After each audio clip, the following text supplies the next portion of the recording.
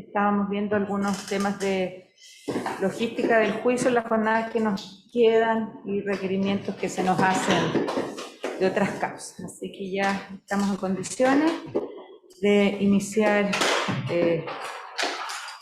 nuestra nueva audiencia de juicio, que vamos a recibir entonces los alegatos de la defensa del señor Gutiérrez, y podemos constatar entonces que se encuentra la fiscal, el Consejo de Defensa del Estado, el señor Pizarro con sus abogados, el señor Gutiérrez también con su abogado, los hermanos Bustos, el señor Rojas aquí también presente con su abogado. Así que estamos en condiciones de continuar. Adelante. Buen día, señora presidenta, muchas gracias.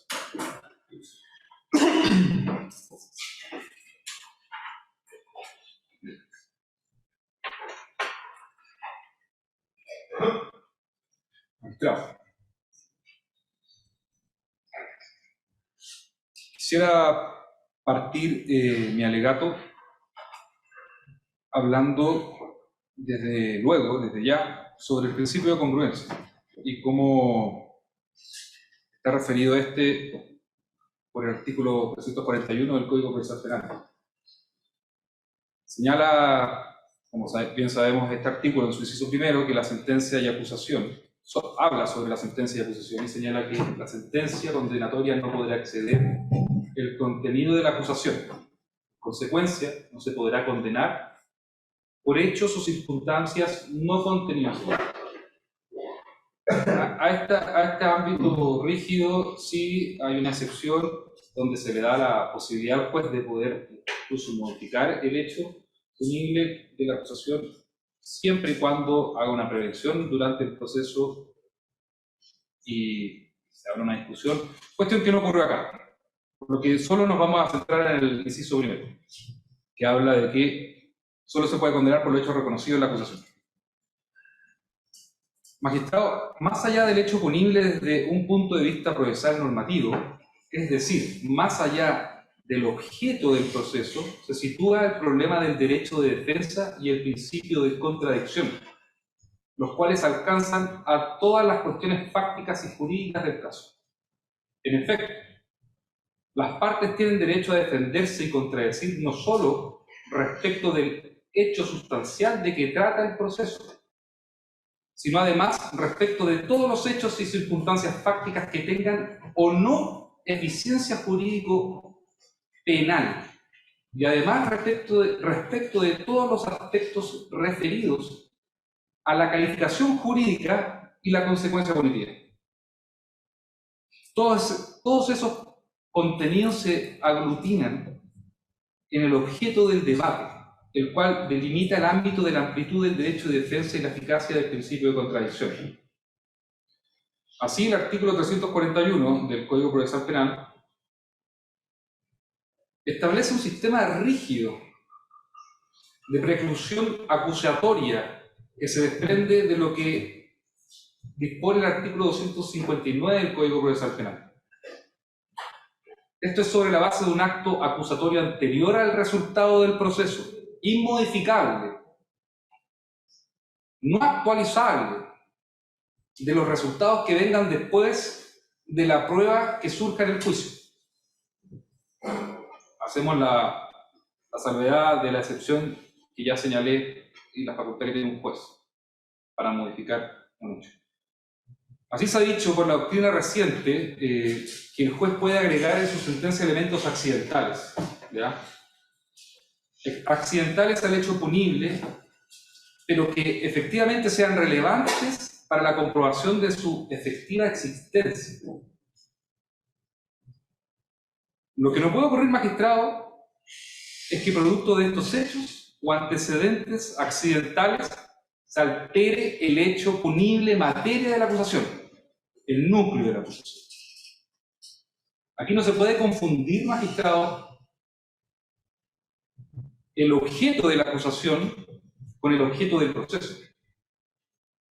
Porque el objeto del proceso es la búsqueda de la verdad sobre el objeto de la acusación. No es lo mismo. Dicho esto, magistrado, corresponde revisar la acusación.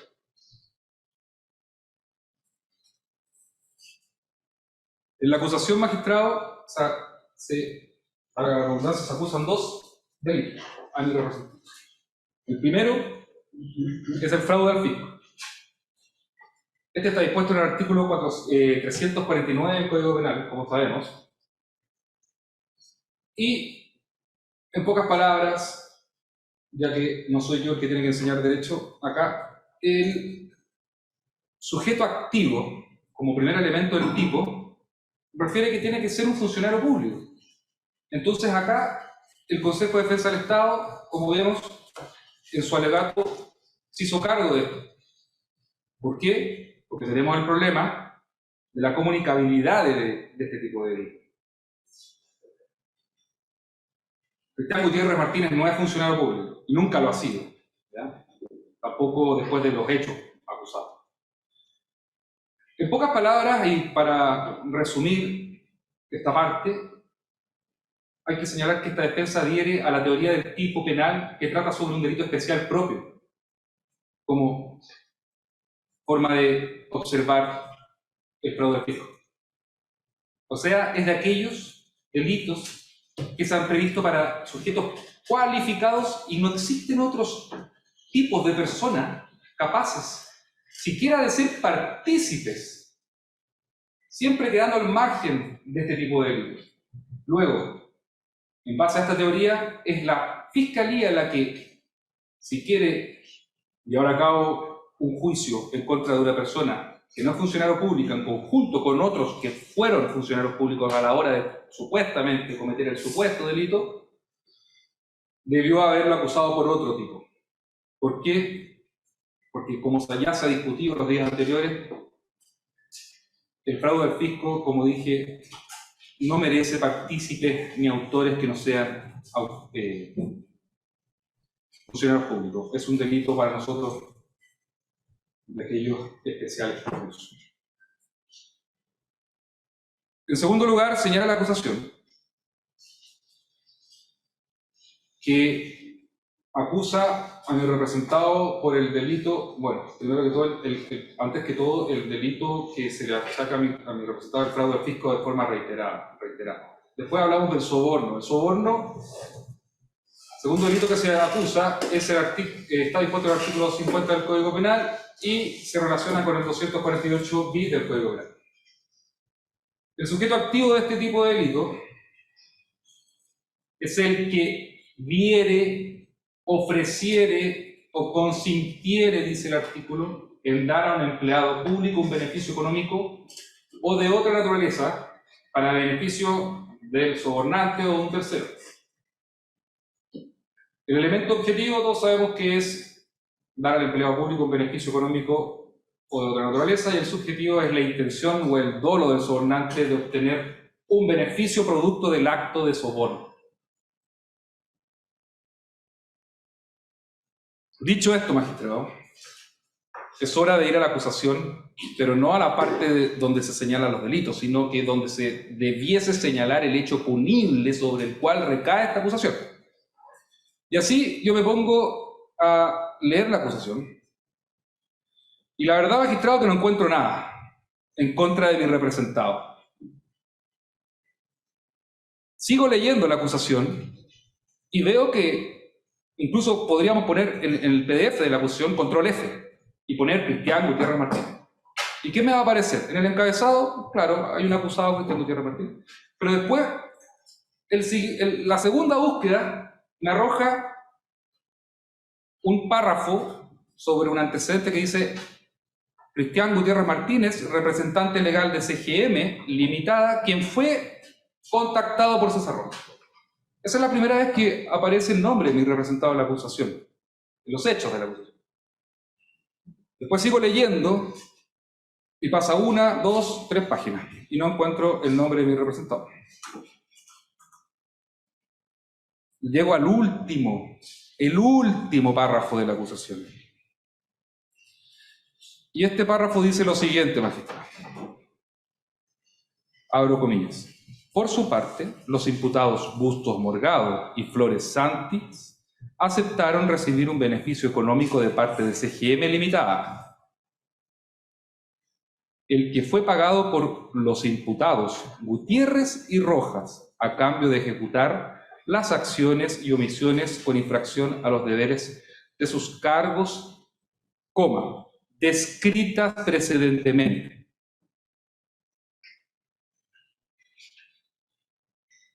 Hay que preguntarse entonces cuáles serían las acciones y omisiones con infracción de deberes a su cargo que Bustos, Morgado y Floresanti habrían cometido, ¿cierto?, a causa del soborno de mi representado. Y que la fiscal señala, mejor dicho, perdón, la fiscalía señala que está descrito precedentemente. Entonces, yo dije, bueno, hay que leer la acusación al revés. Voy a ir a la última página de la acusación, donde está este párrafo, y voy a empezar a buscar para atrás cuáles son los descritos precedentemente. Llevo todo un juicio buscando cuáles son los descritos precedentemente, magistrado. Y así es como esta parte se ha visto la obligación de acreditar que su representado no cometió ningún soborno de los que se señalaron, perdón, no cometió ningún soborno para que los imputados Bustos, Morgado y Floresanti llevaran a cabo estos actos. Entonces busco y digo, bueno, primero para arriba dice Bustos, Morgado y Floresanti intervinieron en labores propias de sus cargos, beneficiaron a la empresa CGM en las etapas de postulación, adjudicación y ejecución de las 4 obras, permitiendo que se pagaran obras que no habían sido ejecutadas. Pero aquí dice que los funcionarios públicos que se señalan, son de estos 3, que ya son acusados menos Floresanti, que ya no están en este proceso, se beneficiaron de la empresa CGM. Pero CGM no es Cristian Gutiérrez Martínez, quien está sentado aquí en estrados, acusado, esperando una sentencia, que podría ser, en las posibilidades, condenatoria. Después sigo para atrás y veo una serie de hechos que relatan a diferentes personas y no encuentro el nombre de mi representado. Después dice, después de que habla del estado de pago 8 de Islaguar, la acusación dice que se efectuó el pago de todo el saldo restante sin que las obras se encontraran terminadas, como una consecuencia de... Estamos hablando desde los hechos descritos precedentemente. ¿Este es uno de aquellos? No lo sabemos. Después, más arriba, buscando, dice, el imputado Pizarro Dazo tramitó los estados de pago que se indican a continuación en favor de la empresa CGM, sin que las obras estuvieran totalmente ejecutadas. Cabe hacer presente que la empresa CGM no contaba con experiencia en construcción de la envergadura que se requería para la ejecución de los retenes considerando las condiciones geográficas extremas de la zona, por supuesto, de Aysén. La empresa CGM presentó, como exigían las bases, una boleta de garantía falsa. Bueno, aquí tenemos un hecho que podría ser catalogado como un hecho punible, pero este hecho no está acusado. Este hecho no es parte de los delitos que se acusan. En consecuencia, tampoco. Además, habla de CGM, no habla de... Habla de la empresa CGM.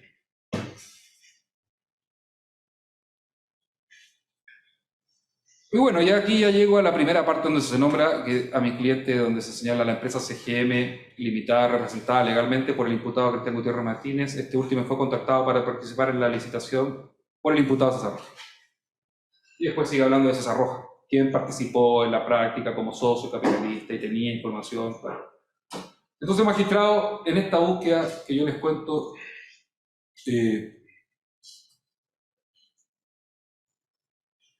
no encontré un hecho punible directo a mi cliente, más que lo último.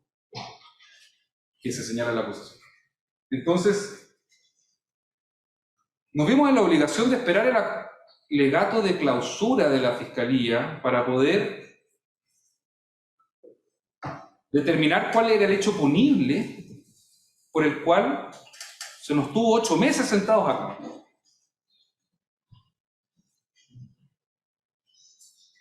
Y bueno, eso fue lo que se dijo. Solo por el alegato de clausura podemos defendernos de lo siguiente, que indica: A. Primer hecho punible detectado en el alegato. Supuesto pago hecho a don Cristian Bustos Morgados el día 8 de febrero del 2013. La transferencia que hace alusión la Fiscalía desde la cuenta de CGM no es ningún acusado acá en el juicio, es de 4 millones de pesos a la cuenta de el socio capitalista César Rojas. Su glosa es IN de larga. Después, como cuenta la historia y ya se ha hablado acá y se ha acreditado, hay una transferencia, perdón, desde su cuenta César Rojas tira un cheque, va al banco y lo cobra en efectivo.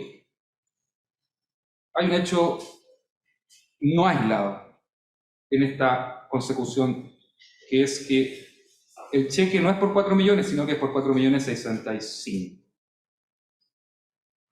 Recordemos el principio de congruencia, no lo olvidemos nunca. Entonces, como no está en la acusación, y debería ser uno de esos hechos precedentemente descritos, cabe preguntarle ahora a la Fiscalía si el soborno supuestamente cometió mi cliente según su alegato de clausura, no según la acusación, ¿es de 4 millones o de 4.065.000? ¿Debió haber dicho eso la acusación? Yo creo, magistrado, que aquí estamos en una conclusión parecida a la que llevó el perito Nelson Castro Araño cuando vino acá al juicio. Y eso es una muestra de que este juicio no tiene un fundamento ni una base para poder entender que hay un hecho punible, detectable, en contra de mi representado. ¿El testigo qué dice? El testigo dice que encontró un pago relacionado, una transferencia relacionada, mejor dicho, entre CGM, no Cristian Gutiérrez Martínez, y don Rodrigo Bustos Morgado. ¿Por qué? Porque el mismo día en que CGM emite una factura, el mismo día que CGM recibe el pago de esa factura, que emite la factura, entra también un depósito, existe un abono a la cuenta del otro acusado, Bustos Morgado, por el mismo monto. Entonces, esta defensa, en la duda de lo que estaba diciendo este perito y habiendo leído el informe previamente, le consulta al perito. ¿Por qué llegó a esa conclusión? ¿Cómo llegó a esa conclusión? Y el perito, aquí todos lo escuchamos, me respondió: hice una conjetura indiciaria que me impide obtener una conclusión razonablemente.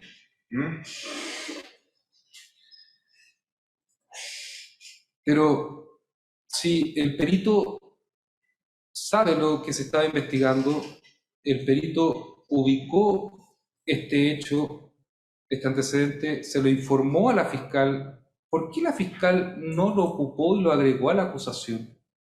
¿Por qué después nos trae el perito al juicio sin que esté en la acusación el hecho punible para que el perito nos diga su conclusión que incluye este antecedente? ¿Qué quiero decir, magistrado? Que acá la Fiscalía está llegando a una conjetura indiciaria para poder, después de todo un juicio, tratar de corregir si es que se equivocó, aquella parte donde se le imputa y se le acusa un delito a mi representado.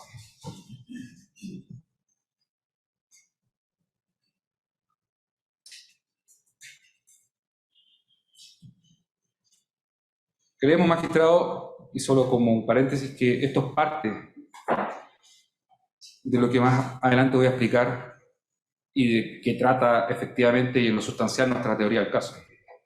Que es porque aquí está mi cliente sentado en este proceso. Después, en el mismo alegato de clausura, y no antes, esta parte se enteró que uno de estos hechos precedentemente descritos también tenían una relación con don Cristian Gutiérrez Martínez, que era la transferencia de César Rojas a Félix Flores por $1.000.000 el 30 de octubre del 2013. Si usted lee, magistrado, señora presidenta, la acusación en aquella parte donde se refiere a este hecho punible para la Fiscalía, podemos ver que no se nombra ni a CGM ni se nombra a Cristian Gutiérrez Martínez. Simplemente se dice, a modo de ejemplo, que esta era un antecedente que demostraba que, entre otras, Félix Flores recibía beneficios económicos a causa de ayudas y contraprestaciones. Pero, bueno, nosotros creemos que la Fiscalía llega a esta conclusión sobre el hecho del primer soborno del que estaba hablando y este segundo, para poder también hacerse cargo de algo que dice su acusación, que es que este delito de soborno se acusa en el carácter de reiterado. Entonces, ¿por qué tenemos la necesidad de llegar a esta conclusión? No lo sé. No hay ni siquiera antecedentes para imputarle esta transferencia a mi representado. No hay ni siquiera antecedentes para imputar que esta transferencia haya sido un efecto, un acto de soborno, o haya sido el objeto de soborno, o no hay nada.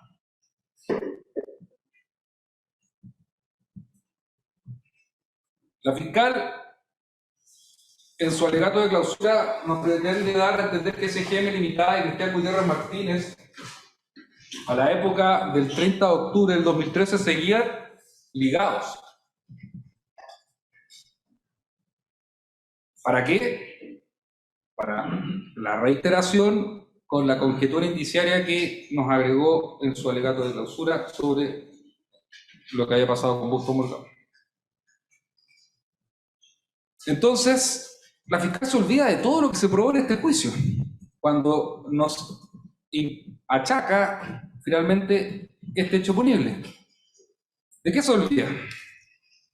Se olvida de que aquí se demostró que César Rojas ubicó a mi cliente, le ofreció ser financista,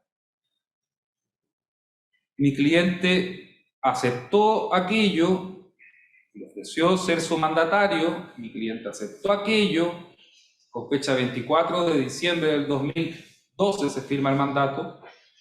El mandato no lo firma mi cliente a nombre propio por sí, lo firma en representación de CGM Limitada. En consecuencia, según las normas del Código Civil, ¿quién era el responsable de los actos del mandatario? ¿Cristian Gutiérrez Martínez? No, CGM. Igual. Entonces la fiscal conoce esta historia. ¿Y qué sigue la historia? La historia sigue que, según señalan varios testigos, que el negocio partió bien, se fueron a hacer las obras al sur, se cobró el primer estado de pago. Ojo que acá dicen que el estado de pago se cobró de inmediato, o se cobró sin que hubiese habido avance en las obras. Pero eso no es lógico. Acá se probó que las obras comenzaron Sí, comenzaron antes de que se hiciera la recepción definitiva de la obra. Eso no está imputado como un hecho punible, así que no tengo problema en decir. Empezaron en octubre del 2012, imagínate.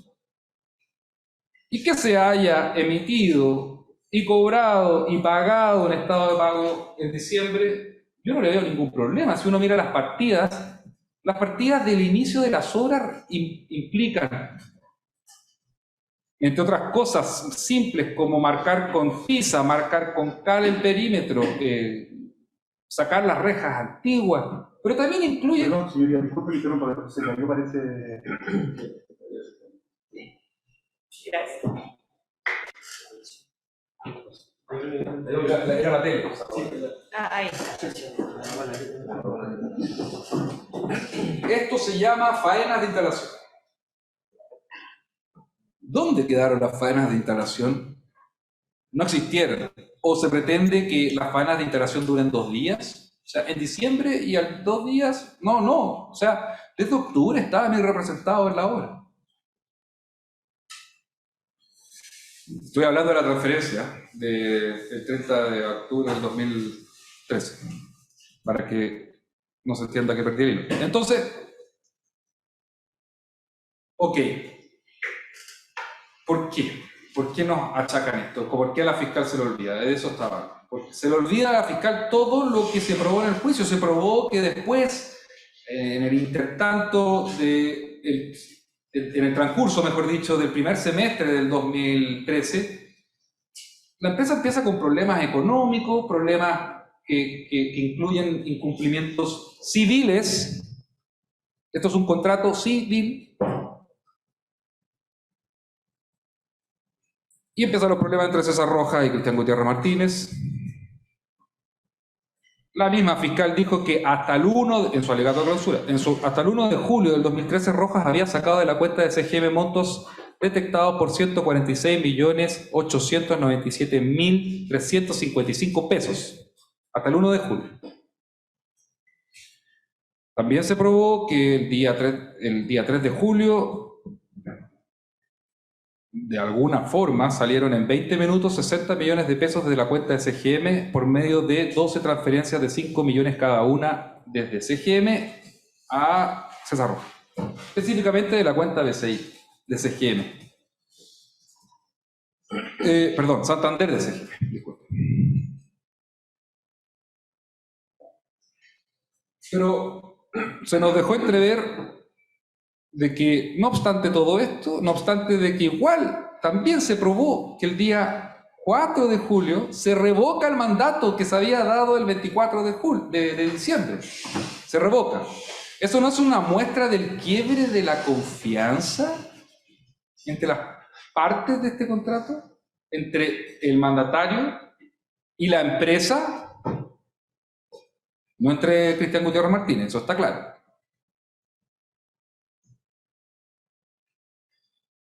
Que CGM, una vez que ocurren todos estos hechos, y a causa de la confianza quebrada con el señor César Rojas, y volvamos un poco atrás, sabiendo que CGM estaba funcionando en la casa de oficina de César Rojas, CGM se cambia, y así lo dice Ignacio Labra, se cambian en julio.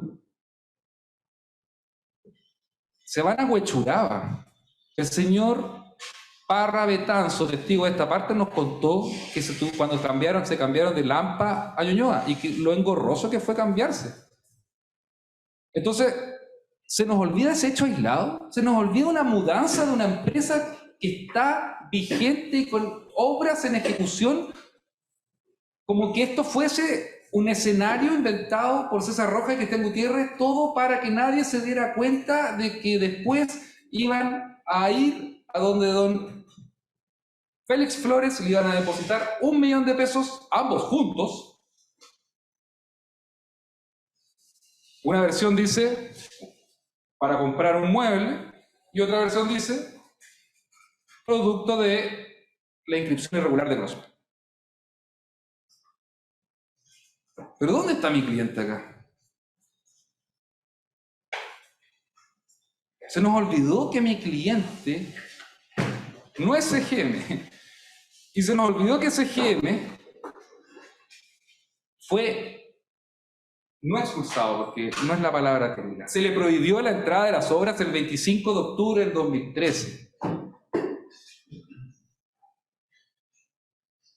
No se le permitió ingresar a buscar ni siquiera las pertenencias personales de la gente del CGM, tal como dijo don Rafael Mena. Se prohibió entrar a las 4 obras.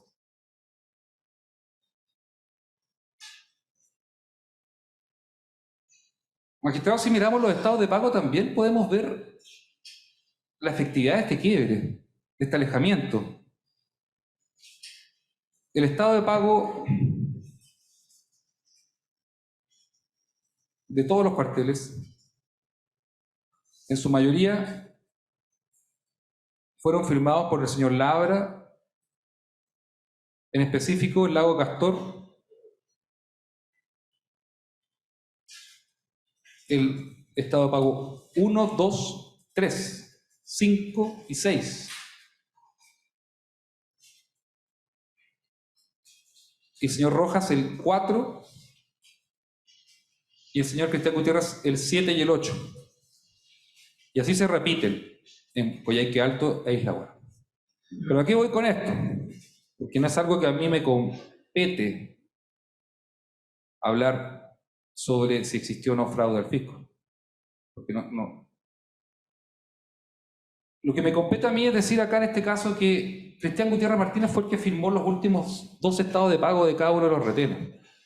Y por las fechas demuestran que si ya no lo firmaba Labra, no lo firmaba Rojas, quiere decir que estaba alejado de ellos.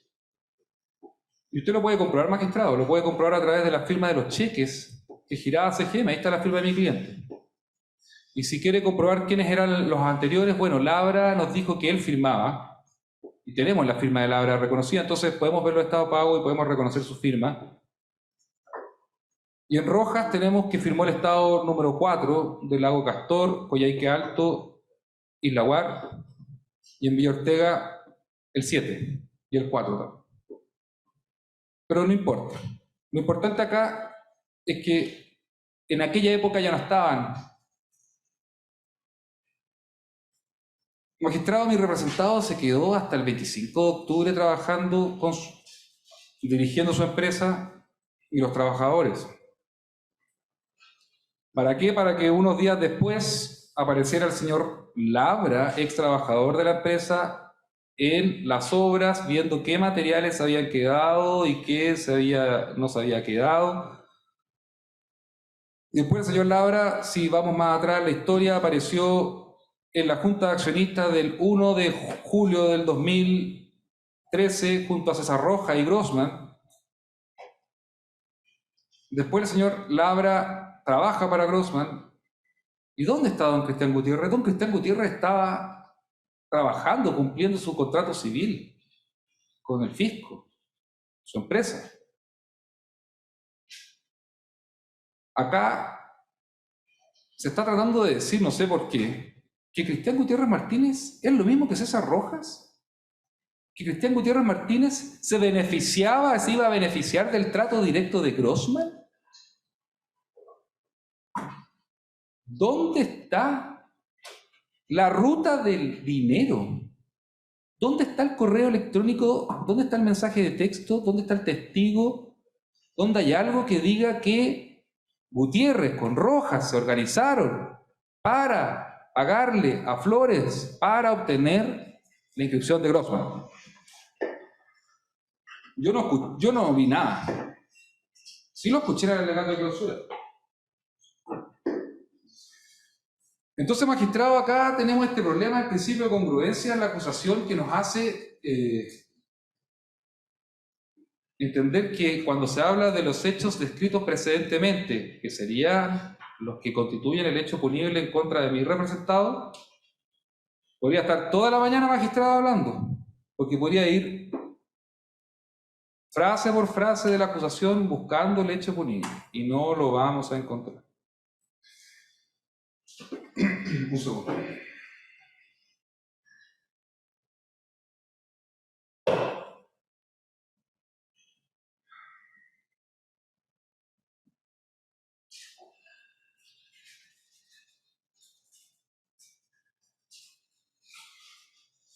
Magistrado, tenemos además como antecedente de que César Rojas y Cristian Gutiérrez Martínez no tienen nada que ver como conjunto en ese hecho punible del 30 de octubre del 2013. Por ejemplo, también, que también lo acredito esta parte, que el lago Castor, por ejemplo, dijo el señor Mena que era muy difícil trabajar por las condiciones geográficas y especialmente por las climáticas, estaban en invierno. Entonces, como los retenes SIP no son una construcción de alta complejidad, con la grúa retroexcavadora que habían comprado y que a todo esto se compró por CGM, representada por don César Rojas, y que después César Rojas constituyó una prenda sobre esta máquina cuando le había dicho a mi cliente que la empresa le iba a pagar al contado, pero bueno, eso también es un antecedente que no es relevante porque... Pero lo que ocurre es que aquí en Lago Castor se necesitaba la máquina y producto de estos 60 millones que ya les había comentado, César Rojas le dice a mi cliente, oiga, a ver, yo le devuelvo esta plata, y usted la necesita mucho, porque estamos en julio, se necesita pagar, como dijo don Pedro Barra, cerca de 80 millones de pesos en remuneraciones y proveedores mensuales. Las obras están bastante avanzadas, pero ¿qué nos dijo él? ¿Qué nos dice este hecho? Nos dice que la empresa se desestabilizó completamente al salir esta plata. Entonces, ¿qué hace mi cliente? Desesperado, le pasa la máquina. Ahí está, el contrato se probó, le pasa la máquina. Y además, de pasada, le firma 2 pagarés por 25 millones de pesos cada uno. Y a todo esto, como se probó acá, se leyó la colilla, fueron protestados incluso por don César Rojas en contra de mi cliente. Pero ¿qué pasa acá? Aquí se llevaron la máquina, Lago Castor, que iba, podríamos decir, lento, pero bien, se paralizó. Entonces, ¿qué puede pensar mi cliente de todo lo que yo ya he dicho? No, no importa, César. Vamos donde don Félix Flores, le pagamos 1 millón, total, nos metemos con otra empresa. No, magistrado, mi cliente acá no tiene nada que ver con eso. Mi cliente fue utilizado. La empresa de mi cliente fue utilizada. Y cuando ya no servía, a la basura. Y ahí viene la segunda parte del hecho 2, que es Grossman. Pero nada tiene que ver con mi cliente. Mi cliente estaba tratando de organizar cómo se traía a la gente el 25 de octubre cuando intempestivamente lo echaron de las obras. Mi cliente estaba preocupado de recuperar sus cosas. Don Rafael Mena dice que quedó una camioneta allá arriba, dijo, me acuerdo. Que quedaron las herramientas, que quedaron los materiales, que CGM, producto del dinero que le pagó Carabineros, compró todos los materiales. Casi todos, dijo. Faltaron unos clavitos, unos tornillitos. De eso estaba preocupado mi cliente. Estaba preocupado que veía que le estaban haciendo, como se dice coloquialmente, le estaban haciendo la cama. Entonces, ¿cómo podemos pensar a esta altura del partido de que Cristian Gutiérrez Martínez tenía acá que ver con este hecho punible? Nada. Mire, magistrado, también a mí me gustaría haber visto aquí al señor Grossman. El señor Grossman fue el que, con su tarjeta de crédito, dijo ahí, como testigo, pagó un almuerzo en el Chilenazo, con Félix Flores, Bustos Morgado y César Gutiérrez, César Rojas. ¿Algo así hizo mi cliente? A mi cliente se le hablaba de que había ido a una reunión al Tabeli al principio, unos decían que sí, otros decían que no, que ahí se había confabulado todo. Después se probó por el testigo que nos hizo la línea de tiempo que nunca estuvo ahí mi cliente. Sí, estaba Busto, Prat, estaba César Rojas y otros personajes más. Pero aquí Grossman pagó con su tarjeta de crédito y no está acá. Por el hecho que se le está imputando a mi representado de alguna forma sofisticada para lograr la reiteración que alega la Fiscalía.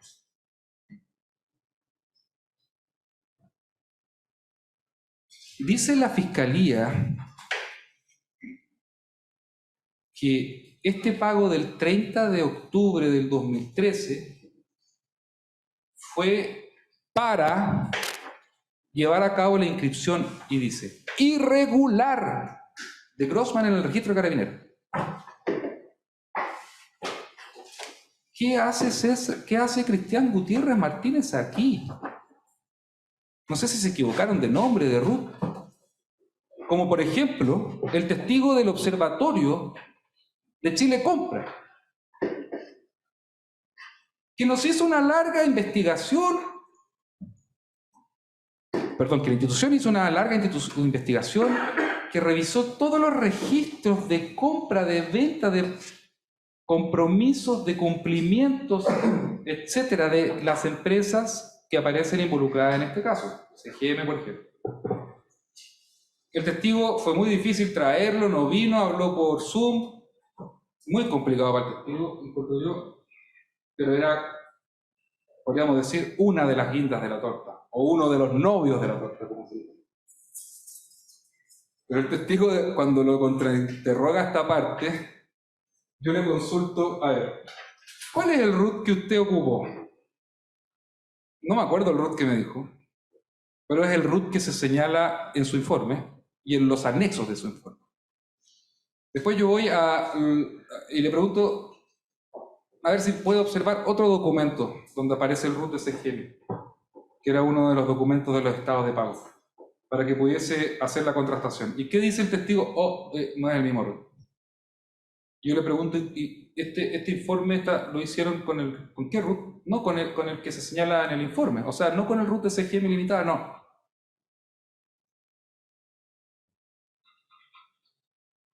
¿Qué se quiere achacar? ¿Qué es lo que se quiere lograr acá?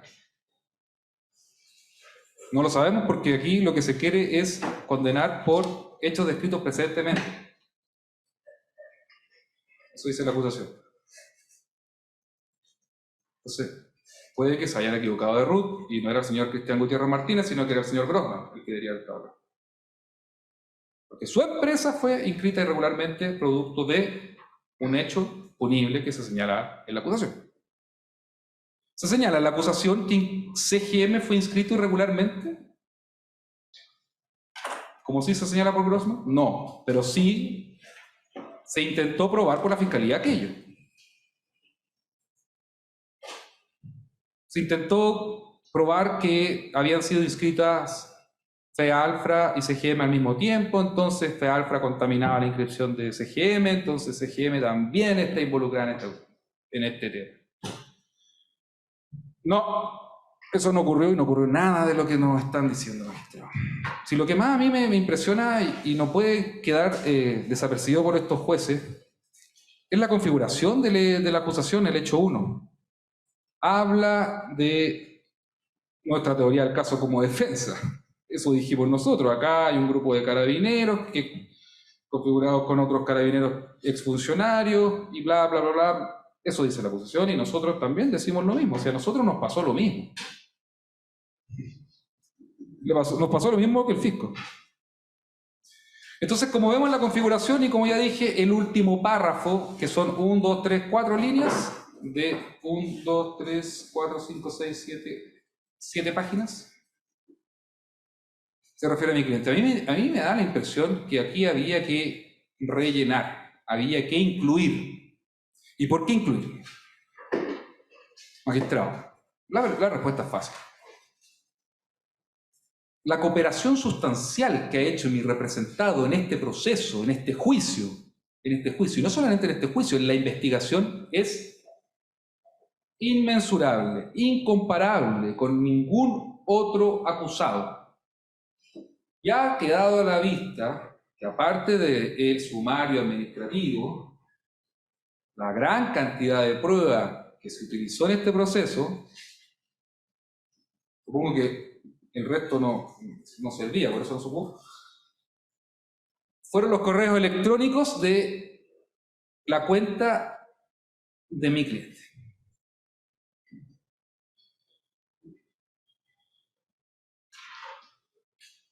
Entonces pareciera, magistrado, que al incluir a mi a mi cliente en la última frase, párrafo, el último párrafo de la acusación, lo que se busca es que este hombre nos haga el juicio con sus correos, con el reconocimiento de los mismos, porque como fue, y voy a utilizar por primera vez en mi alegato un concepto jurídico para esto, como fue defraudado por los otros acusados, o no por todos los otros, pero por algunos de los otros, según la teoría del caso, es ideal, porque él va a querer demostrar que fue defraudado. Él va a querer demostrar que él actuó correctamente, que actuó con buena fe, que tenía un contrato civil con el fisco y que lo cumplió a la cabalidad. Y si no lo hizo, existió culpa, pero culpa civil. Pero que llevó a cabo los esfuerzos razonables y máximos para poder cumplirlo, sí lo hizo. ¿Por qué se incluye acá? Porque sus correos, sus aportes, sus revelaciones, su declaración al principio del juicio, todo eso nos ayudó mucho para clarificar. Y ahí está la parte donde en un comienzo dije que los jueces, no obstante, tienen que regirse por el hecho punible que señala la acusación, pueden tomar y no pueden prohibir a las partes que ocupen antecedentes fuera del hecho punible para ejercer su derecho de defensa. Y eso es muy importante. Y a esta defensa se le cuestionó varias veces por aquello. Acá se contextualizó cómo ocurrieron las cosas. ¿Y eso dónde venía? En los correos electrónicos. Yo miro acá a la sala y no veo ningún otro acusado que haya entregado 5.000 y tantos correos electrónicos. Y no fue que vino un PDI a la fuerza y pásame su computador, o PDI voluntariamente le pasa su computador, pero el PDI hace la investigación. No, los correos los entregó mi cliente. Mi cliente, magistrado, en este caso, era querellante, era víctima. De ahí se reconfiguró todo y pasó a ser imputado. Pero su cooperación es como de víctima, no como imputado. Entonces la fiscal después nos dice en su alegato que,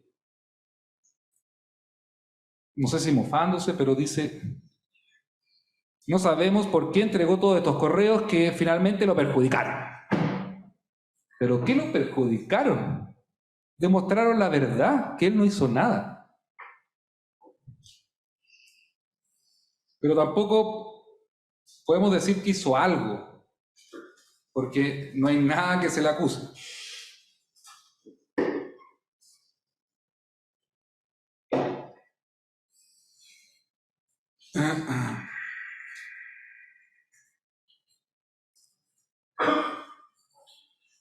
A ver, sigamos con el hecho del 30 de octubre y esta forma que nos deja la fiscal como de entrever que Cristian Gutiérrez Martínez está involucrado para la reiteración.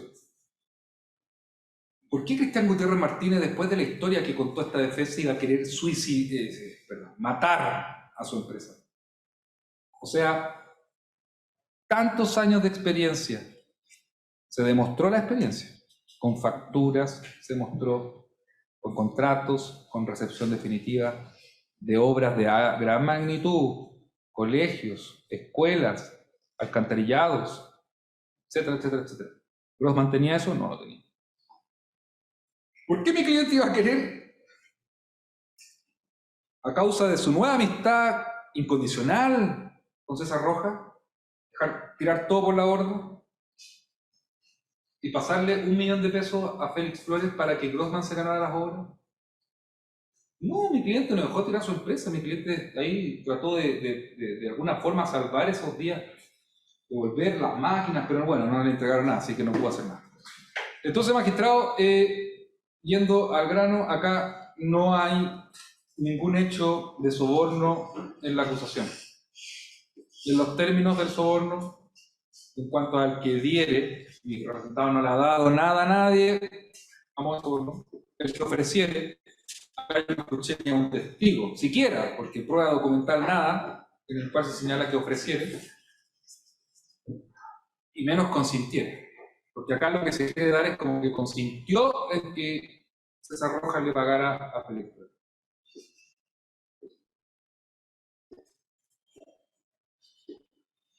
Si se fija, en esta época los hechos ya ni aparecen, mi querido. En los hechos que se dieron acá en el tribunal. No aparece.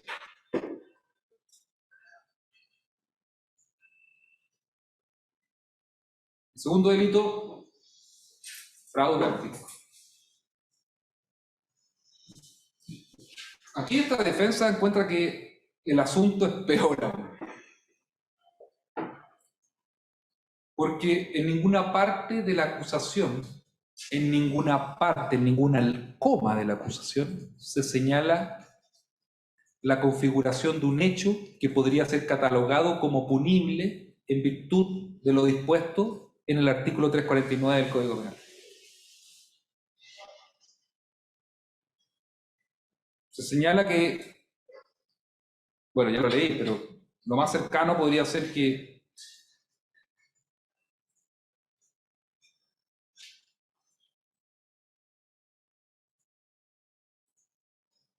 Bustos Morgado y Floresanti y Pizarro Dazo intervinieron en las labores propias de sus cargos, beneficiaron a la empresa CGM en las etapas de postulación, adjudicación y ejecución de 4 obras, permitiendo que se pagaran obras que no se habían ejecutado.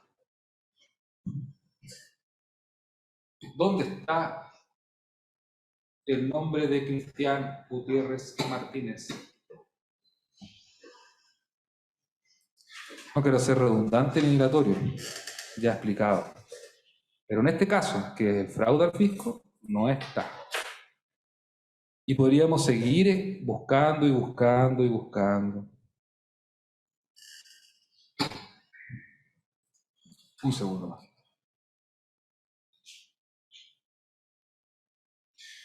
Entonces, nuevamente, ¿qué hago? Digo yo, me quedo callado durante 8 meses, donde existen antecedentes accidentales, tangenciales, como quiera que se diga, que refieren que la empresa de mi cliente incumplió civilmente el contrato.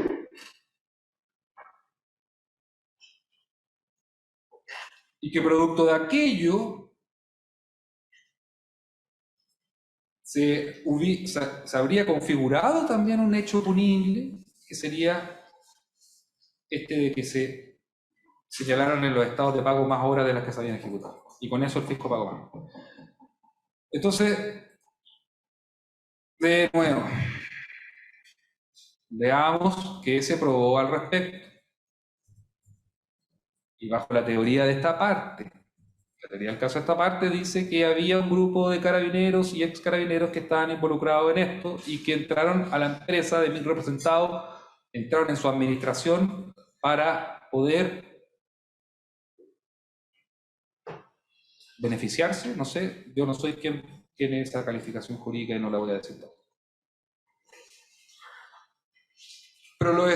Pero como se probó por la propia fiscalía, cuando vino el señor Ignacio Labra, él nos dijo, yo confeccionaba, o sea, yo firmaba los estados de pago por cristianos. El señor Pedro Labra, perdón, Pedro Barra Betanzo, que trajo esta parte, contador general de la CGM, nos dijo que cuando llegaba la información de parte de César Rojas, que decía cuándo había que emitir los estados de pago, yo le pasaba una factura en blanco a Ignacio Labra. Después Ignacio Labra la llevaba a L8. Y después Cristian Gutiérrez Martínez, y ahí punto suspensivo. ¿Dónde estaba Cristian Gutiérrez Martínez? ¿Cuántos testigos nos dijeron y correos electrónicos nos demostraron dónde estaba Cristian? Pedro Barra nos dijo que, el contador auditor, nos dijo que Cristian Gutiérrez Martínez estaba por lo menos, a lo menos, máximo, una vez al mes en Santiago, a la época de la obra. Nadie dijo que Cristian Gutiérrez Martínez no intervenía en los estados de pago, ¿cierto? Pero tampoco alguien nos dijo que Cristian Gutiérrez Martínez hacía los estados de pago. Nos dijeron lo contrario. Y ahí en la confección de los estados de pago donde supuestamente está el fraude al fisco, donde supuestamente está el dolo, donde supuestamente está el beneficio y donde supuestamente está el perjuicio. Entonces, insisto, no estoy defendiendo a mi cliente de un hecho punible que se señala en la acusación. Te estoy diciendo que hay antecedentes tangenciales que surgen de aquello y que fueron probados por esta parte.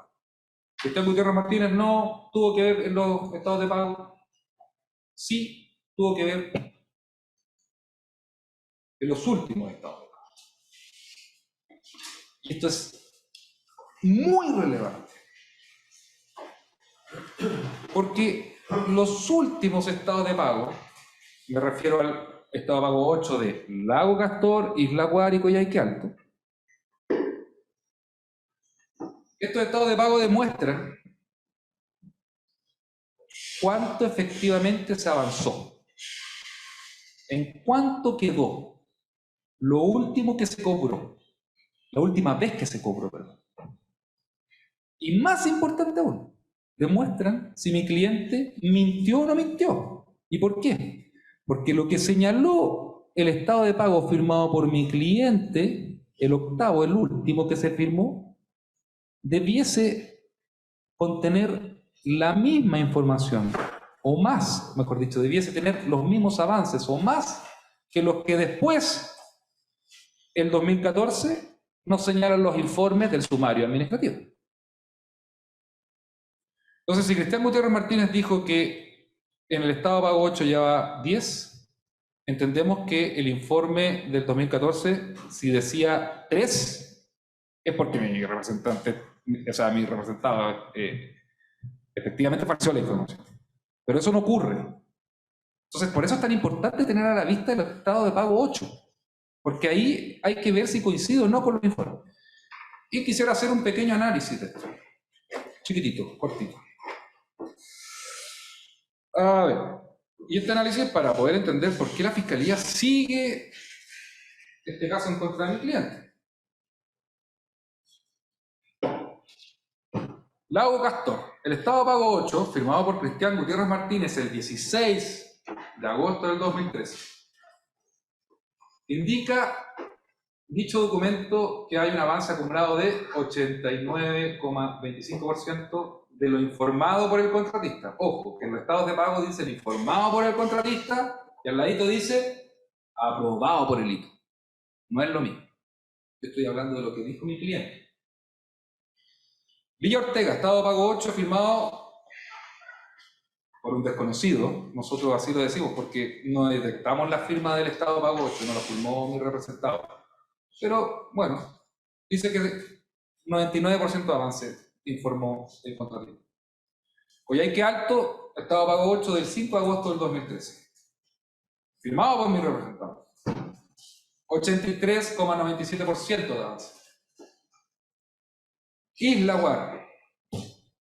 CGM informó, como contratista, que solicitaba un pago por avance de 3 de septiembre del 2013 por 97% de avance. Entonces, sin que la acusación lo indique, nosotros pusimos mucha atención en lo que dijeron los testigos. Perdón, sin que la acusación achaque a mi cliente una imputación o un hecho punible sobre esto, específico, como debiese ser según el principio de congruencia, igual nosotros pusimos atención para poder, de cierta forma, acreditar que mi cliente actuó con buena fe. Lago Castor, ¿qué dije yo? Un 89,25% dijo mi cliente, el estado de pago 8. Vio don Juan Francisco Socias, que dijo que había ido a febrero del 2014 al retén y que constató un avance aproximado de un 70%. Es menor de lo que dijo mi cliente, no lo negamos. Rafael Mena, que trabajó en las obras, testigo de esta parte, dijo que el avance al 25 era de cerca aproximado de un 80%. Lo dijo en el minuto 33 con 25 segundos de declaración. ¿El 25 de qué mes? Lo dijo en el minuto 33. No, es que usted dijo al 25, pero el 25 de la fecha o 25 de... Ah, perdón, sí. Claro, el testigo Rafael Mena, que refirió que tuvo las obras hasta el día que le prohibieron entrar, el 25 de octubre, dijo que ese día las obras de Lago Castor habrían quedado cerca de un 80%. El perito Ronald Saldía no se ensalzó a nosotros. Él dijo que CGM había avanzado un 81,34% en la obra. Y dijo que este 81,34%,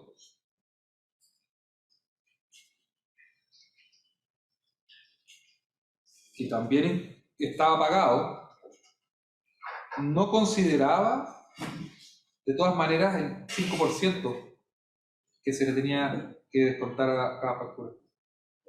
Entonces, si el 81% de avance se refleja en el 81% del estado de pago, se lo había pagado menos de lo que había avanzado. El informe 125 del 17 de febrero del 2014 es radicalmente distinto. Dice que se avanzó un 44%. Pero Saldías, que también era un investigador de Carabineros, no de la Fiscalía, de Carabineros, dijo un 81, el doble. Después, bueno, Lago Castor ya contamos el retraso por la retroexcavadora que fue retirada y todo lo que servía y todo lo que se tuvo que hacer con carretillas, como dijo el testigo, que sacaban la nieve con palas para poder salir de la casa anexa en la mañana, todo escuchamos eso. Entonces, si se avanzó según Ronald Saldía un 81,34%, imagínense, magistrado, si no se hubiesen llevado la máquina. Que a todo esto nosotros sí afirmamos que esa máquina fue retirada con dolo por parte de uno de los acusados acá para perjudicar a mi cliente, para luego lograr tener menos avances para que así, con su nueva empresa, Grossman, poder tener itemizados más abultados y así lograr un bueno contrato. Pero eso es otro tema. Después Villa Ortega. En Villa Ortega, acá se discutió casi con pinzas. ¿Qué 99%? ¿Qué 97%? Que fue una comisión que estuvo toda una semana haciendo los trabajos. Y después que vino una empresa, Grossman, y los terminó. Pero Grossman no avanzó nada. Y si avanzó un porcentaje muy mínimo, tenemos que entender que ese porcentaje mínimo de su contrato, si lo llevamos al 100% del contrato de CGM, imagínense el porcentaje que avanzó Grossman, o sea, súper poquito. Entonces, en Villa Ortega yo creo que no cabe duda que se terminaron las obras. ¿Ya? Rafael Mena nos dijo que el 25 de octubre del 2013, cuando él estaba en Aysén y empezó a comunicar, se le comunicó que no podía ya entrar al Lago Castor, llamó a la señora Carolina Tapia, que estaba en Villa Ortega, y ella le dijo que estaban haciendo aseo, estaban cerrando el cuartel, estaba listo. Habían un par de cosas como el empalme eléctrico, el trifásico, pero esos eran temas que eran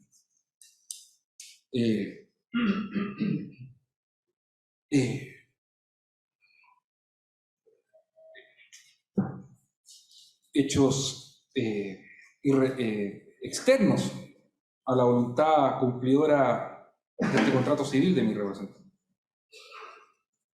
Estaba terminado, entonces ¿Qué dice nuestro estado de pago? 99%. ¿Y qué dice Mena? 98% dijo Mena.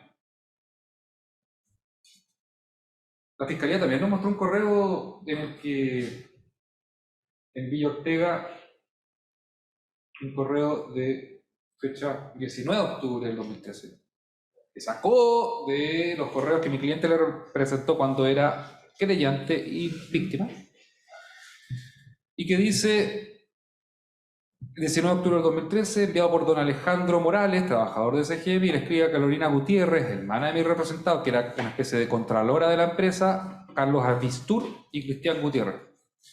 Dice: asunto asistencia vía Ortega. Y en este correo, resumidamente, ella le explica a Carolina que están con muchos problemas, que no obstante aquello, siguen trabajando el 19 de octubre, que están terminando y colocando las planchas diamantadas que por problemas logísticos no pudieron llevar a el lugar que corresponde a diamantarlas, así que las habían diamantado ahí mismo, que estaban colocando el porcelanato en el perímetro de la casa anexa. Esto también fue un hecho que se discutía con las fotografías de los informes, si están o no los pastelones o no están los pastelones.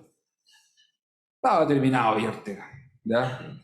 Estaba al 100%, y aquí en civil existe algo que se llama la postventa, o sea, así que uno pone 100% y que un pastelón se quebró, faltó poner un enchufe bajo el califón, faltaron las ampolletas como se mostraba,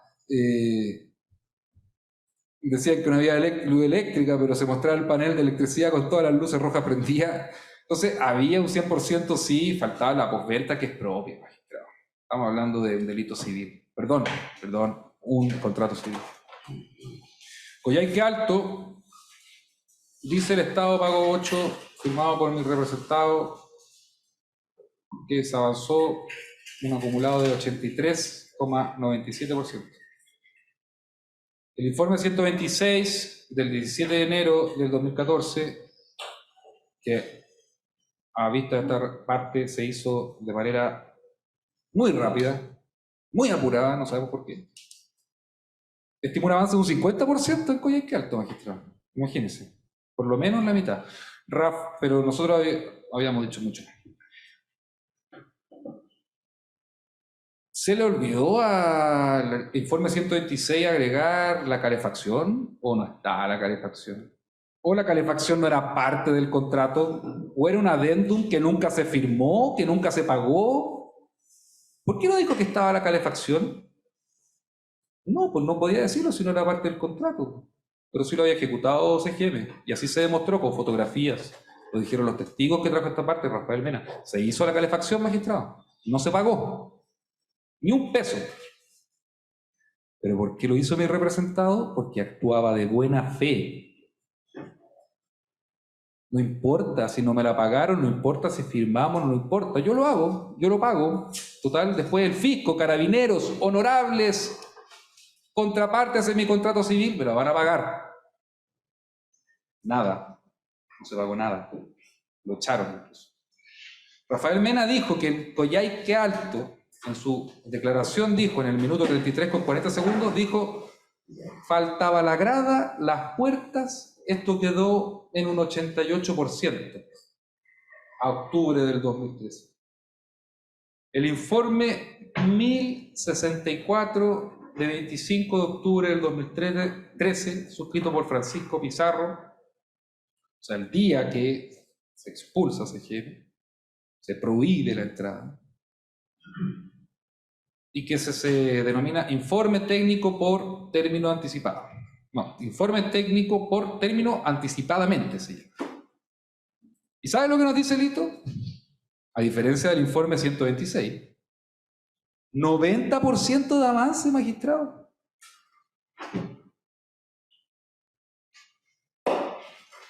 El informe del 17 de enero del 2014. No, disculpe, ya lo hablé. Ese es el informe 126. Isla Guar. Isla Guar. ¿Qué pasó en Isla Guar? Isla Guar, la testigo Serpa, que hizo el levantamiento fotográfico, nos contó. Yo sabía que no era parte de lo que me estaban acusando, pero yo igual le pregunté y respondió.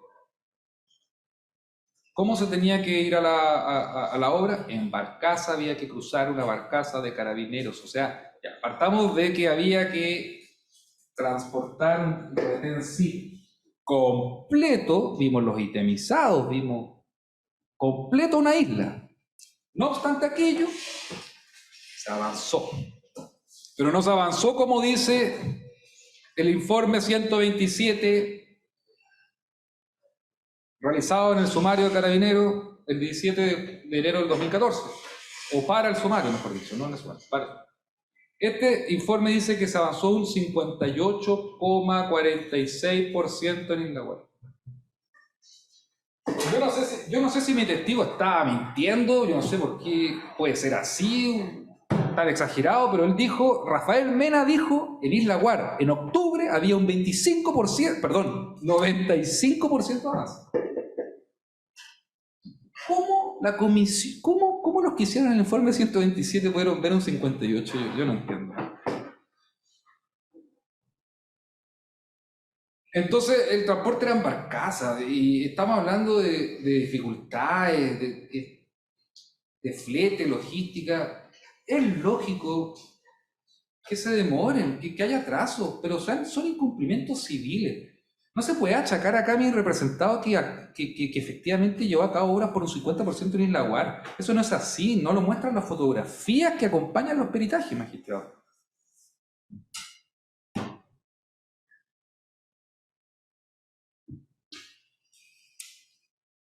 No podemos buscarle la quinta pata al gato para hacer un juicio.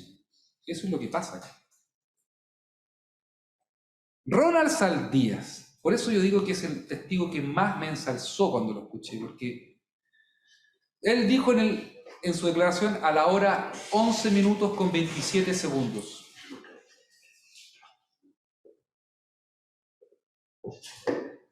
Dijo a mi pregunta, yo le dije, si el porcentaje informado por el hito lo comparamos con lo facturado por la empresa CGM, y me interrumpe y dice que sumado todos los estados de pago, era inferior a lo efectivamente informado por el hito. Ahí, por primera vez, magistrado, escuchamos que a CGM no se le había pagado lo que efectivamente avanzó. El testigo, el perito nos dijo que luego de ir a mediados de año del 2014 a hacer informes, que yo creo que es el informe más completo y podríamos decir independiente del resto de este sumario que pareciera que era una defensa corporativa, civil, no querían que su contraparte fuera culpable civilmente, supongo yo, por eso hicieron estos informes. Pero el señor Ronald Saldías nos confirmó, dijo, mire, yo fui para allá, hice la investigación, fotografía en su informe, anexo, y su conclusión es, a CGM se le pagó menos de lo que avanzó. Y así se muestran en los cuadros que acompañan su informe. Su informe está compuesto de varias páginas. Y primero habla del lago Castor, después así va hablando. Pero cuando habla de un retén, indica informado por el hito, avance según, no, acumulado según facturación. Eso dice. Y en todos los recuadros aparece que el hito informó mucho más avance en las obras de lo que CGM facturó. Entonces, si facturó menos, se le debe plata. El querellante, el defraudado le debe plata al acusado.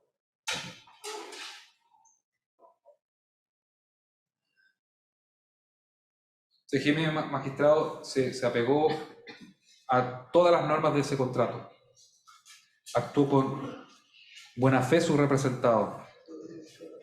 La fiscal le preguntó a Rafael Mena, mi testigo de esta parte, a la hora con 18 minutos, perdón, a la hora con 18 segundos de su declaración, preguntó, ¿CGM siempre tuvo la intención de terminar las obras? ¿Y qué dijo el testigo? Por supuesto, dijo. Y dijo, esas eran mis obras, yo las tenía que terminar. Esa era la intención de CGM. Entonces, yendo a lo técnico, porque lo otro solamente es contexto, yendo a lo técnico, acá se imputa fraude al fisco a causa de haber informado más avances de lo que correspondía y en consecuencia el fisco pagó más. Y ahí está el fraude. Acá no ocurrió aquello. Acá el fisco no pagó más, incluso pagó menos. El fisco, la fiscal, perdón, ayer, o antes de ayer, ya no me acuerdo, pero lo dijo. Dijo que las defensas vamos a intentar rebajar los montos, restando las retenciones y las boletas de garantía y todo lo que, y los materiales y las máquinas. No hagamos nada de eso. Saquémoslo de eso. Y quedémonos solo con lo que dicen los estados de pago 8. Y vamos a ver lo que ya ha venido reiterando todo este rato. No se pagó de más. Yo no sé si ese cuadro que dice avance informado por el hito tendrá alguna modificación que sea susceptible de investigar, de analizar por este tribunal. Respecto al hito. Pero respecto a mi representado, no sé qué vamos a analizar de todo lo que yo he venido diciendo. Es casi como que yo no debería haberlo dicho incluso. Porque yo no sé dónde está el hecho punible del cual se deriva el supuesto delito de fraude al fisco que se le acusa a mi representado. No sé.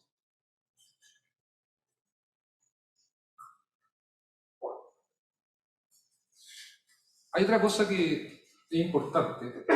Perdón, vamos a hacer un receso, ya son las 10:30, de media hora, continuamos a las 11, ¿bien?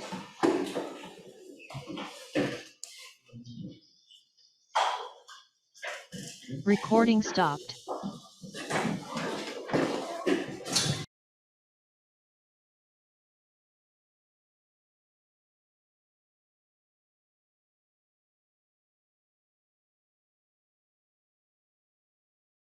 Todos.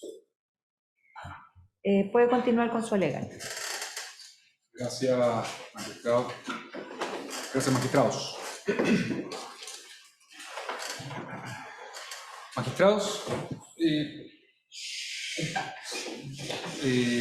una aclaración, o una complementación, mejor dicho, de lo que había indicado sobre el perito Ronald Saldía, ¿ya? Cuando yo estaba refiriendo los porcentajes que señala su informe. Y omití indicar qué porcentajes refiere su informe respecto a Coyhaique Alto e Islaguar. Sobre Coyhaique Alto, indica don Ronald Saldía que el hito informó un porcentaje de avance de un 92%. Y el mismo perito informa que el porcentaje de avance conforme facturación del contratista es de 95%. Es decir, nuevamente ocurre que el hito informa más de lo que se le ha pagado a CGM. Este 95% reitero que no incluye la resta que luego se le debe hacer por las retenciones del contrato, es menos dinero. Y respecto a Islaguar, lo mismo. En este caso, el perito señala que el porcentaje de avance informado por el hito es de un 100% en Islaguar. Y refiere que CGM habría informado un porcentaje de avance según facturación de 95%. Nuevamente, se pagó menos de lo que se avanzó, según esto. Esa aclaración que me había quedado, se me había quedado en el tintero, producto de la legal. Ya.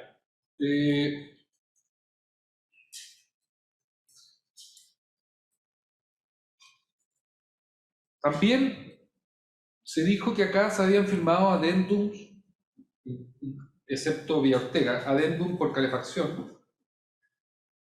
Y acá se firmaron adendum por calefacción que no fueron pagados. Perdón, no se firmaron adendum de calefacción y se ejecutaron las obras, no obstante no haberse pagado estas.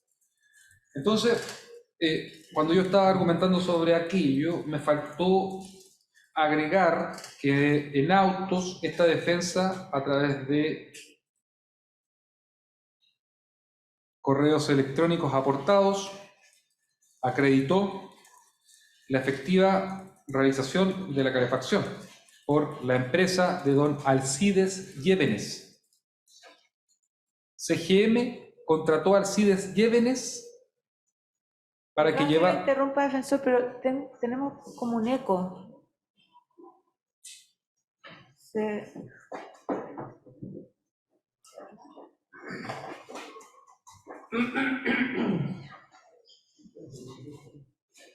Aquí.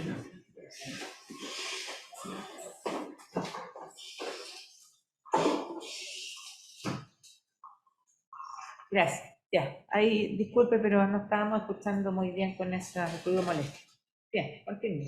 Sí, magistrado. Lo que estaba diciendo es que don Alcides Llévenes, como se acreditó a través de correos electrónicos que acompañó esta parte, estaba encargado de la calefacción. En Villa Ortega, según se acreditó por esta defensa, Coyhaique Alto alcanzó a pagar hasta el estado 2 de la confección de la calefacción de ese retén a esta empresa subcontratista. Y en Coyhaique Alto, de Islaguar, perdón, Lago Castor, se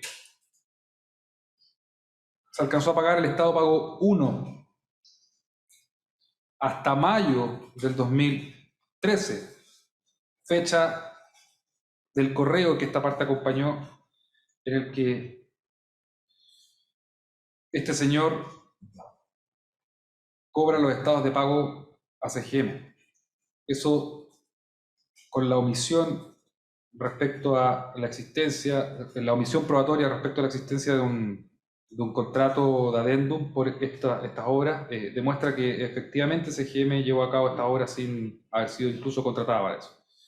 Eso como aclaración que no se dijo anteriormente. Y bueno, y ahora voy a concluir mi alegato. Creo que el punto central del mismo ya está claro, lo dije al principio. Entonces me tengo que hacer cargo de nuestra teoría del caso. ¿Qué dice nuestra teoría del caso? Dice que acá se trató de encubrir lo que la fiscal le llama el hoyo generado por estos fraudes que se acusan, estos sobornos que se acusan, que, como dije, no incluyen a mi cliente en la acusación.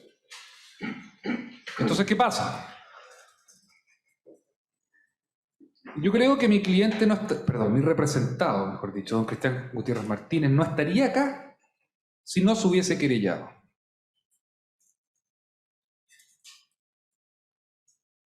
La querella, que si bien no se pudo acreditar la fecha de su interposición, sí tenemos un abismo de cuándo, un indicio de cuándo habría sido interpuesta. Y esta fue interpuesta, según dijo el hito, don Francisco Pizarro, en su declaración dijo que a principios del año 2014 estaba con el señor Bustos Morgado y este le dijo: no se te vaya a ocurrir declarar a favor de Cristian Gutiérrez Martínez en la acción, no le puso nombre a la acción en contra de César Rojas. Entonces, magistrado, ocurre que acá está el artículo 175 y 176 del Código Penal que provocan la reacción de Carabineros frente a estos hechos que se estaba tomando conocimiento. Había que tapar el hoyo, pero había que cumplir con la ley. Entonces, ¿qué hacemos?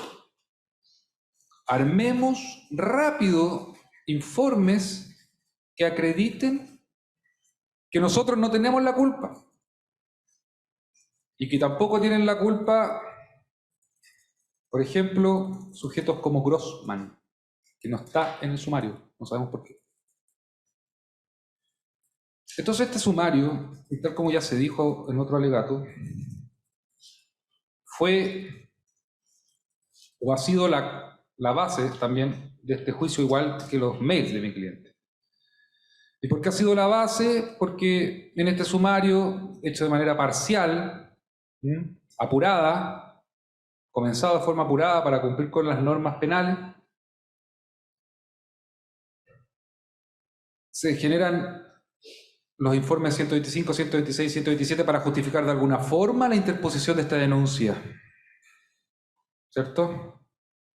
Entonces es así como queda acreditado que por el testigo que vino a declarar, don...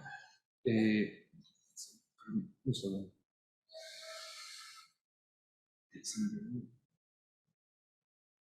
¿Dónde iba? Ahí está. Entonces vino a declarar acá el señor Jorge Rojas, ¿cierto?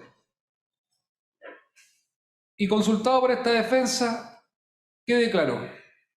En una reunión con el general Marcos Tello, a quien vimos en diferentes documentos exhibidos en este proceso. En una reunión con Marcos Tello, al que también fue, y dice el testigo, el director general de Carabineros, Gustavo González Llure. Y esta persona fue quien ordenó el sumario administrativo. Entonces, magistrado, aquí nuestra teoría. Esto no es que se quería proteger a César Rojas, a Busto. No. Se quiere proteger la institución. Se quiere tapar el hoyo. Existe la necesidad de demostrar que Carabineros cumplió y que CGM incumplió. Yo, si hubiese estado en esa época, hubiese pensado que lo que se quería demostrar era el incumplimiento civil de mi representado, pero no fue así. Era demostrar más bien su responsabilidad, que después la Fiscalía le puso el apellido de penal. No es raro que de la lectura que se ha hecho por varios meses de este sumario, finalmente los responsables sean la empresa y el hito, dos civiles. ¿Y dónde están los uniformados, magistrados? Protegidos por este sumario, protegidos por el alto mando. Esas son conclusiones que esta parte hace en base a la teoría del caso. Pero no podemos negar que fue este sumario, ordenado por el director general de Carabineros, que tuvo las conclusiones que ya sabemos, la base, junto a los 5.000 y tantos correos electrónicos de esta parte, la base para probar lo que la Fiscalía dice. Pero como dijo el señor Vinco Foy, como la base está hecha en base a la redundancia a procesos, procedimientos investigativos que no son propios de los que indica el Código Procesal Penal, son todos irregulares a la hora de ser analizados y valorados en este juicio. Ese sumario, magistrado, desde su génesis debe ser descartado en este proceso. Es un sumario parcial hecho por Carabineros para poder ganar, para poder obtener una exención de responsabilidad por hecho propio del fisco frente a su contraparte CGM. Y a su vez, de pasadita, tapar el hoyo que habían dejado algunos funcionarios de la institución con estos retenes. En el sumario, magistrado, en su primer tomo está la querella de Cristian Gutiérrez Martínez. Es decir, desde el comienzo se sabe de su existencia.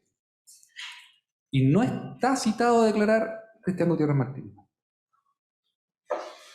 En consecuencia, magistrado, esta parte solicita que todo el sumario no sea considerado en este juicio.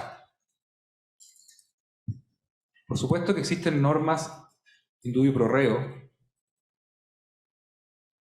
que nos benefician a nosotros, los acusados.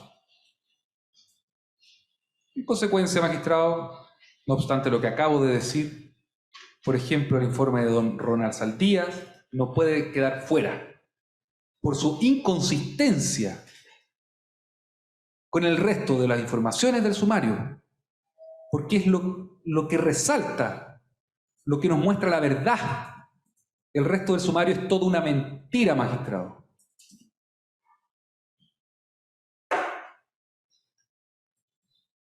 Ocurre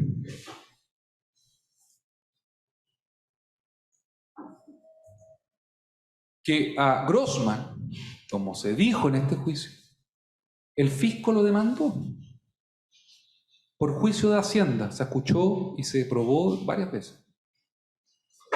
¿Por qué a CGM no se demandó civilmente?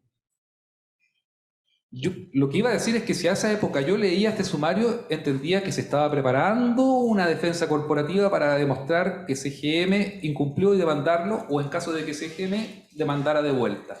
Pero CGM no hizo eso, sino que mi representado, defraudado, se creyó. ¿Y qué hizo?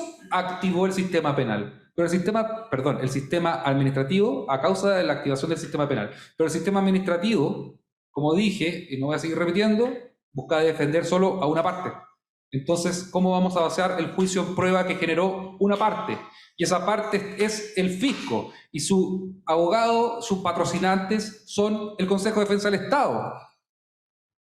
¿Estamos probando un juicio? ¿Estamos probando todo un juicio con la prueba que hizo el Consejo? No, o sea, que hizo su representado. No, magistrado. No puede ser así.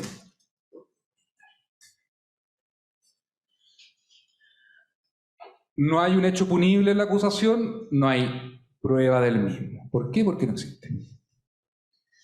Por último,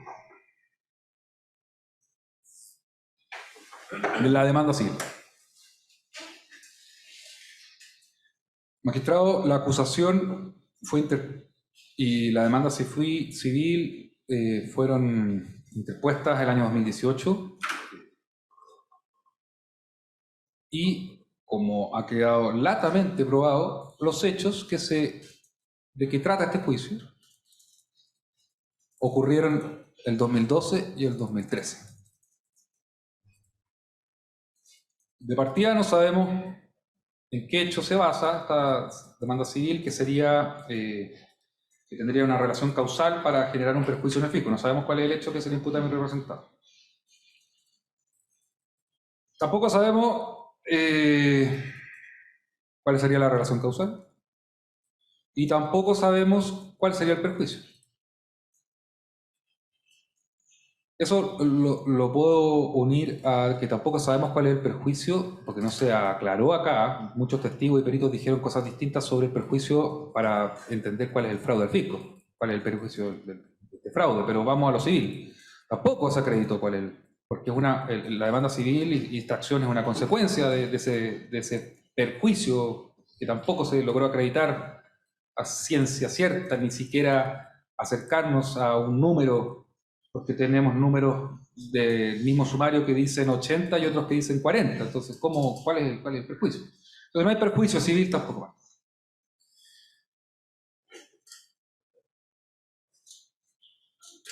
Pero todo eso da lo mismo si aplicamos el 2332 del Código Civil, que nos dice que las acciones extracontractuales prescriben en 4 años desde el hecho que causa el daño.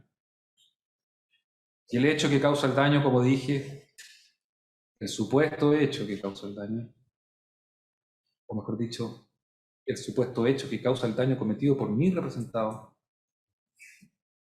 fue 4 años, perdón, fue el 2012, 2013 y la acusación en el 2018, es decir, se interpuso cuando ya estaba prescrito.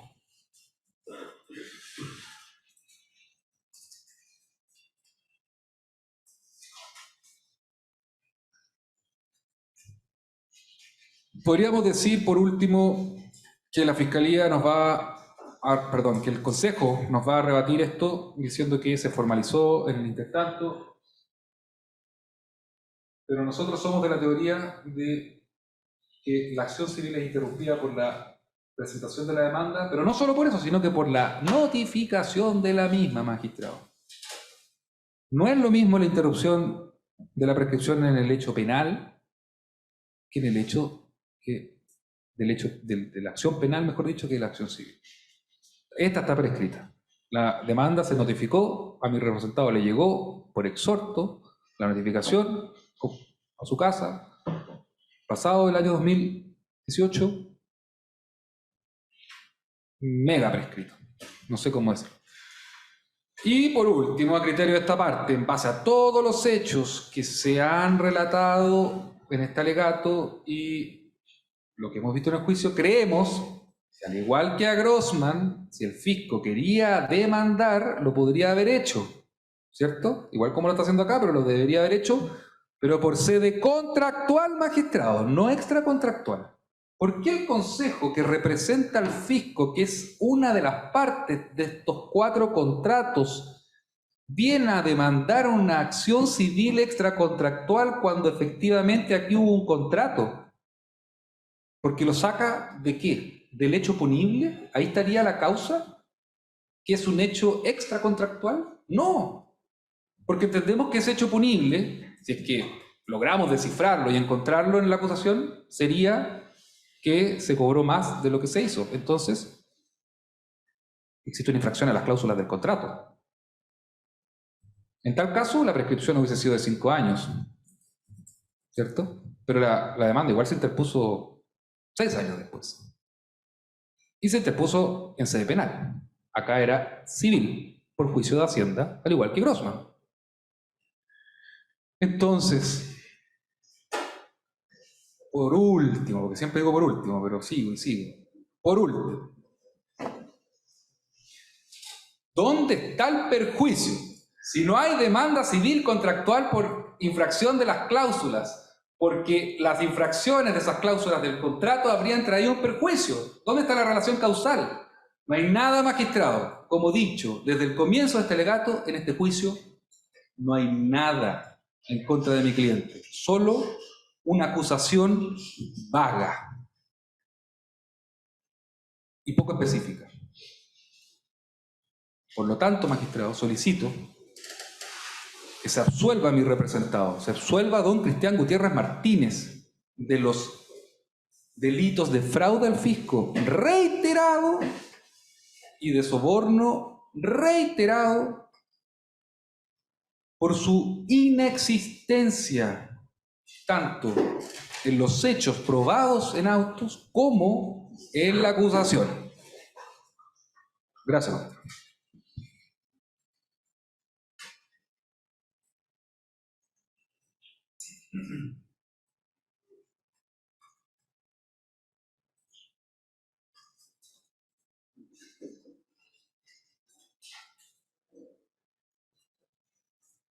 Abandono de defensa.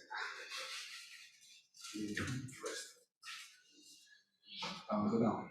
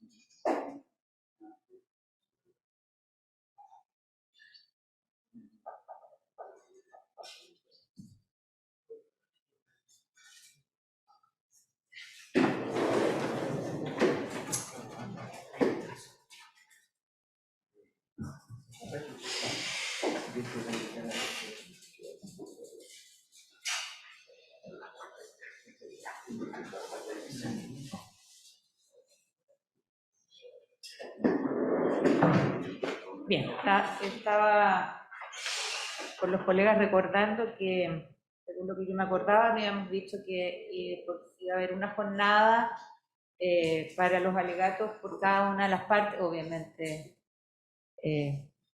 algunas se han extendido. Entonces entendemos que el alegato de la defensa roja sería a partir de mañana. Señoría, yo la verdad, magistrado, debo ser muy transparente con el tribunal y me encuentro en condiciones de, si señoría así lo dispone, de comenzar el día de hoy. Pero como usted disponga, magistrado, yo, como le reitero, estoy en disposición de lo que el tribunal me indique y me encuentro en condiciones de comenzar, si así fuera su orden, señoría.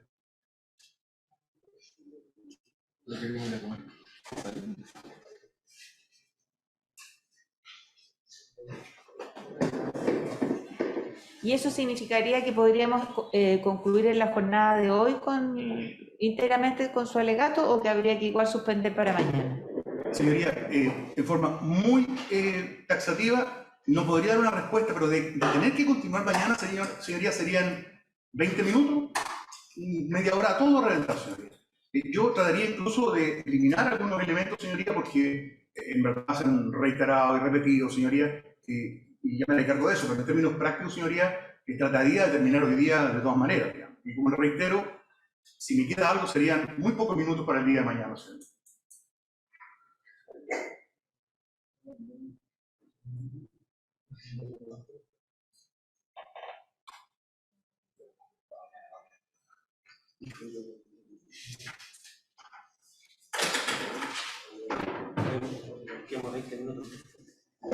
Sí, claro.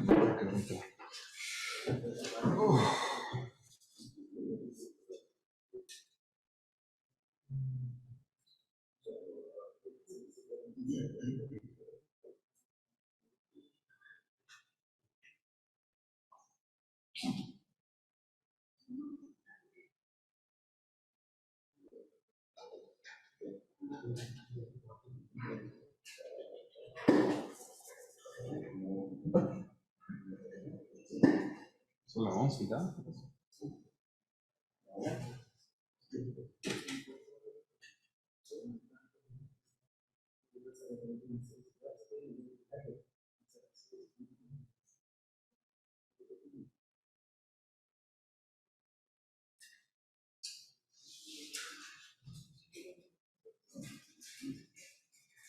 El tribunal prefiere escuchar íntegramente en una jornada el alegato, que también importa que no esté un poco exigiéndose usted hacerlo en el tiempo que nos queda, porque preferimos que vaya lento, pausado, para que entendamos todos los argumentos y de manera que vamos a empezar mañana. Lo que sí nos gustaría también que el día de mañana vamos a consultarle respecto del tiempo de la réplica, porque en realidad es harta la argumentación que han hecho todas las defensas. Entonces, que tengan más o menos claridad respecto de sus réplicas y también claridad mañana si van a necesitar, bueno, no mucho tiempo, pero a lo mejor un día para el Ministerio Público, que tiene que hacerse cargo de todo lo que se ha dicho por las defensas, si va a necesitar algún día para preparar esas réplicas. Entonces, eso se va a consultar mañana para que tengan pensado y visto ese tema. ¿Bien? Entonces, nos juntamos mañana a las 9. Muy bien.